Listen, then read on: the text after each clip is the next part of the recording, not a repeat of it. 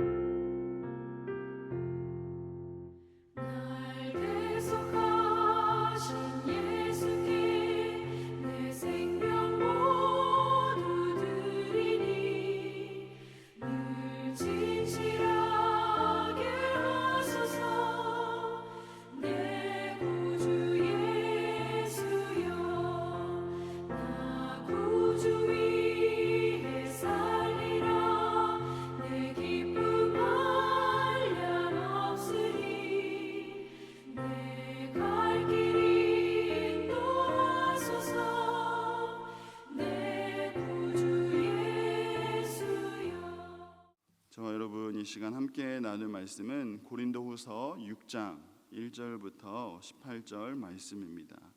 고린도 6장 말씀 한 절씩 교독하도록 하시겠습니다. 우리가 하나님과 함께 일하는 자로서 너희를 권하노니 하나님의 은혜를 헛되이 받지 말라. 이르시되 내가 은혜 베풀 때 너에게 듣고 구원의 날에 너를 도왔다 하셨으니 보라 지금 은혜 받을 만한 때요 보라 지금은 구원의 날이로다.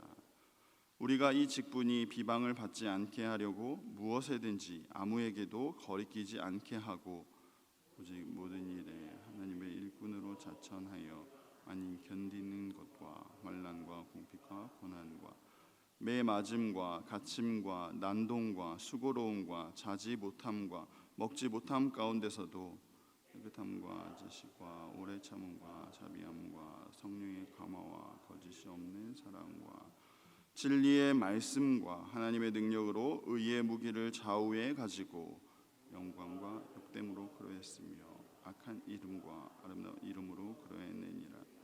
우리는 속인 자 같으나 참되고 무명한 자 같으나 유명한 자요 죽은 자 같으나 보라 우리가 살아있고 징계를 받은 자 같으나 죽임을 당하지 아니하고 의심하는 자 같으나 항상 기뻐하고 가난한 자 같으나 많은 사람을 부유하게 하고 아무것도 없는 자 같으나 모든 것을 가진 자로다.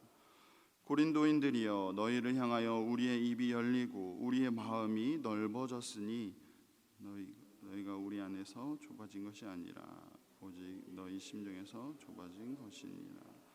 내가 자녀에게 말하듯 하노니 보답하는 것으로 너희도 마음을 넓히라.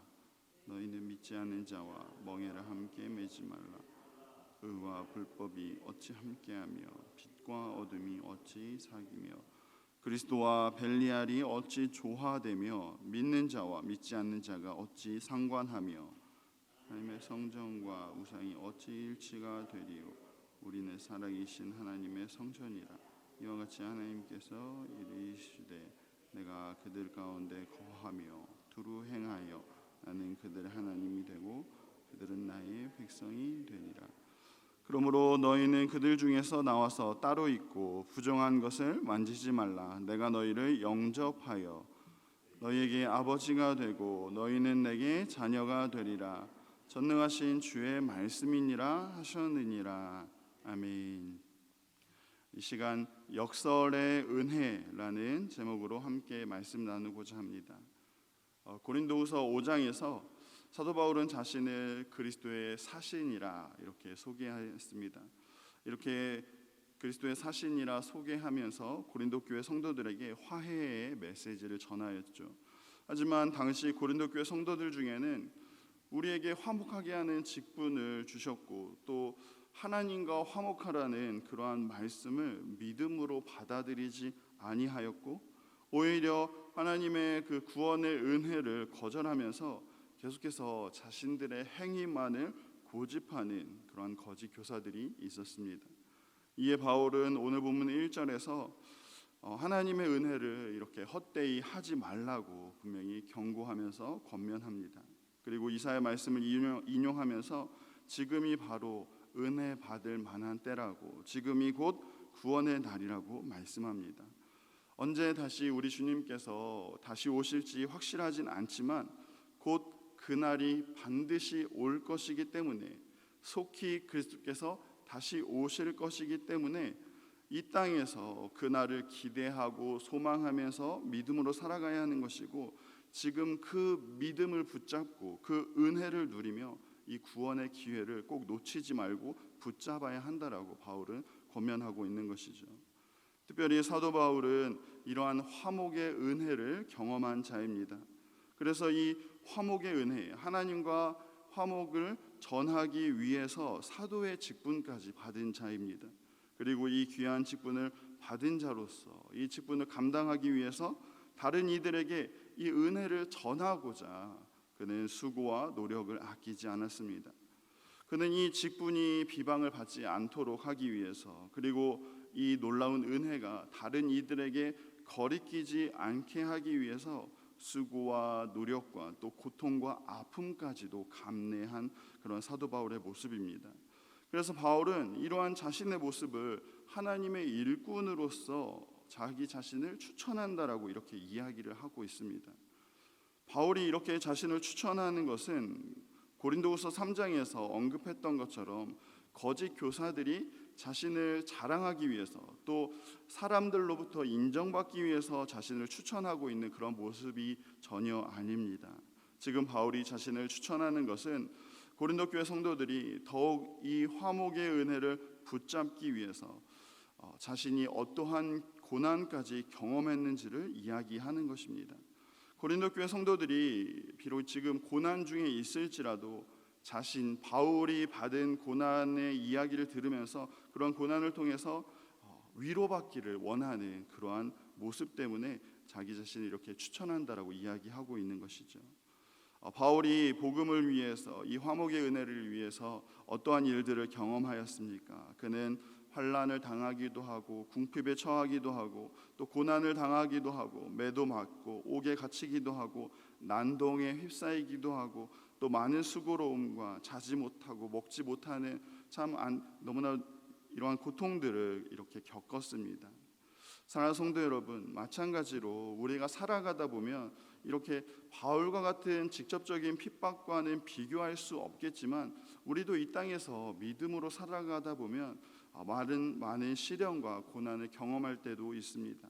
세상의 많은 것들이 우리가 믿음으로 살아가지 못하도록 우리를 유혹할 때도 참 많이 있지요. 우리는 여전히 믿지 않는 가정에서 신앙을 지키는 것이 어려울 뿐만 아니라 믿지 않는 회사나 또 친구들의 관계 속에서 믿음으로 주의를 지키는 것 또한 어려울 때가 많이 있습니다. 뿐만 아니라 이렇게 직접적인 핍박과 박해는 아니라고 할지라도 우리는 많은 유혹에 노출되어서 세상의 즐거움이나 재미들, 또 세상의 유익들과 세상의 잘못된 교육들, 그리고 가정의 악한 문화가 우리가 믿음을 지키지 못하도록 유혹할 때도 많이 있습니다. 그렇다면 우리가 성도로서 이 세상을 넉넉히 믿음으로 이길 수 있는 방법이 무엇입니까? 오늘 6절에서 바울은 우리에게 의의 무기들이 필요하다라고 이야기합니다. 자신이 이러한 고난을 견딜 수 있었던 것은 이러한 의의 무기가 있었기 때문이라고. 그렇기 때문에 우리도 이 세상을 믿음으로 넉넉히 이기기 위해서는 이러한 의의 무기들이 필요하다라는 것이죠. 6절 말씀해 보시면 깨끗함 곧 거룩함과 하나님이 주시는 지식들, 또 오래 참음과 자비함과 성령의 감화와 거짓이 없는 사랑, 진리의 말씀과 하나님의 능력으로 바울이 자신의 사역을 마땅히 감당한 것처럼 우리 역시 이러한 모습으로 우리가 이 세상에서 믿음을 지킬 수 있다라는 것입니다. 이러한 무기들이 있어야만 우리가 영광을 누릴 때나 욕을 먹을 때에도, 또 비난을 받을 때나 칭찬을 받을 때에도 모든 상황 가운데서 우리는 성도로서 이 땅에서 믿음으로 살아갈 수 있다라는 사실입니다. 그리고 이러한 믿음으로 살아갈 때, 이러한 믿음으로 이 세상을 살아갈 때 우리는 이 땅에서 또한 역설의 은혜를 누리게 된다라는 것이죠. 때때로 우리는 이 땅에 살면서 세상을 따르지 않는다라는 이유로 우리가 세상을 속이는 자라고 오해를 받기도 합니다. 하지만 우리는 결코 세상을 속이는 자가 아니라 변치 않는 참된 진리를 가진 성도라는 사실입니다. 때로 우리는 무명한 자로 믿음을 가지면 대체 우리에게 무슨 유익이 있고 우리가 무슨 명예를 받느냐고 그렇게 무시를 받을 때도 있습니다. 하지만 분명한 것은 우리는 진리를 가진 하나님 나라의 유명한 자라는 사실이죠. 세상에서는 우리를 죽은 자라 여길지라도 우리는 분명히 영생을 소유한 자들이며 또 징계를 받은 자 같아서 세상에서 거절을 당할 때도 많이 있지만 결코 우리는 죽음이 성도를 이기지 못함을 우리는 믿는 자들입니다. 항상 근심과 탄식이 많은 자 같으나 우리는 오히려 진리로 인해서 항상 기뻐하는 자들이고, 가난한 자 같으나 많은 사람들을 부욕해 하는 그러한 은혜가 있는 자들이며, 또 세상이 보기에는 아무것도 없어서 참으로 불쌍한 자 같으나 우리는 세상이 줄 수 없는 그 모든 것을 가진 자가 바로 성도라는 사실입니다. 우리는 이러한 역설의 은혜를 가진 자들입니다. 그렇기 때문에 우리는 넉넉히 세상을 이길 힘이 우리에게 있다라는 사실이죠. 바울은 이러한 역설의 은혜를 누린 자이기 때문에 비록 고린도 교회 성도들이 바울의 마음을 상하게 하고 비난하고 괴롭히기까지 하였지만 바울은 고린도 교회 성도들을 여전히 사랑한다라고, 또 그 사랑으로 그들을 받아주었고, 고린도 교회도 자신을 이제 넓은 마음으로 받아주기를 바라는 그러한 권면의 편지를 쓰고 있는 것입니다. 이처럼 역설의 은혜는 세상과는 분명히 다르게, 세상과는 분명히 구별되도록 우리를 살아가게 만들어줍니다. 이 은혜 때문에 우리는 세상이 감당치 못할 화해를 이룰 수가 있게 되는 것이고, 세상은 결코 누릴 수 없는 그런 화목의 역사를 우리는 경험할 수 있게 된다는 사실입니다. 오늘 사도 바울은 이렇게 역설의 은혜를 누린 자들을 향해서 우리가 곧 하나님의 성전이라 이렇게 부르고 있습니다. 사랑하는 성도 여러분, 우리가 여전히 모든 부분에 있어서 한없이 부족하고 연약하지만 그럼에도 불구하고 우리가 하나님의 성전인 이유가 무엇입니까? 하나님이 우리를 성전으로 삼아주시고 성전으로 세워주신 이유가 무엇입니까? 그것은 거룩하신 하나님이 우리 안에 거하시기 때문에, 그리고 우리를 거룩한 주의 자녀로 삼아주셨기 때문입니다. 이것이 바로 역설의 은혜인 것이죠.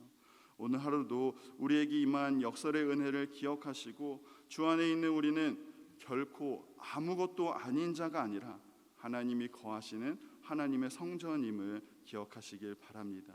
그리고 우리가 하나님의 성전으로서 날마다 점점 더, 날이 갈수록 점점 더 거룩해져 가는 저와 여러분 다 되시기를 간절히 소망합니다. 기도하시겠습니다. 사랑하는 하나님, 우리에게 놀라운 이러한 역설의 은혜를 주시니 참 감사합니다. 세상과 비교할 때 우리는 정말 아무것도 아닌 것 같고, 아무것도 없는 것 같고, 아무것도 아닌 존재인 것처럼 느낄 때가 많이 있습니다. 우리는 너무나 연약하고 부족한 것이 많은 것처럼 느껴집니다. 하지만 우리는 아무것도 아닌 존재가 아니라 주 안에 있는 주님이 우리 안에 거하시기에 하나님의 성전이라는 사실을 잊지 않게 하여 주옵소서. 하나님의 성전으로서 날이 갈수록 점점 더 거룩해져 가게 하시고, 이 역설의 은혜를 기억하며 날마다 세상과 구별되는 그러한 넓은 마음으로 세상을 이기며 살아가는 우리의 모습이 되게 하여 주옵소서. 감사를 드리오며 살아계신 예수님의 이름으로 기도합니다.